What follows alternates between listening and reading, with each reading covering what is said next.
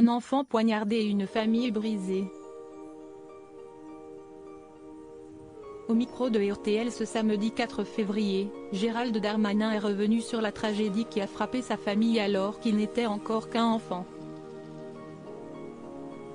Le ministre de l'Intérieur a raconté les circonstances du meurtre de son neveu, assassiné par son beau-frère avant qu'il ne se suicide.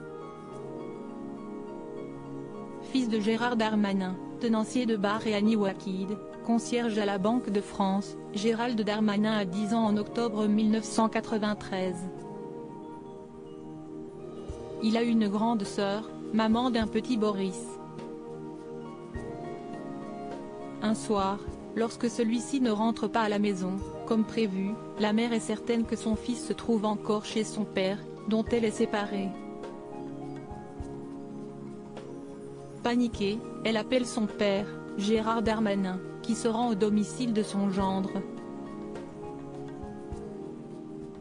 Sur place, une scène d'horreur. L'homme a poignardé l'enfant et a projeté son sang sur les murs avant de se donner la mort.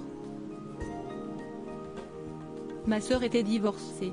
Sans doute, on dirait aujourd'hui qu'elle était victime de violences conjugales, ce qui est tout à fait vrai. Elle était frappée par mon beau-frère, relate-t-il dans l'émission Focus Dimanche, sur RTL. Gérald Darmanin, François Hollande.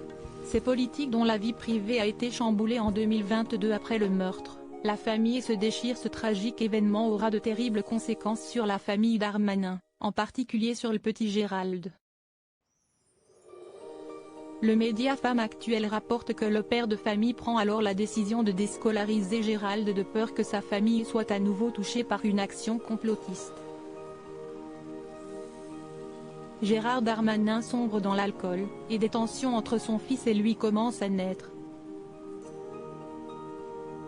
Le collègue de Marlène Schiappa ne parlera pas avec son père pendant 8 ans, avant de se réconcilier en 2019. Sur RTL, Gérald Darmanin explique que ce drame lui a permis d'en tirer une volonté de protéger les autres et ce, en faisant de la politique. Article écrit en collaboration avec 6 médias. Crédit photo, Stéphane Le Mouton.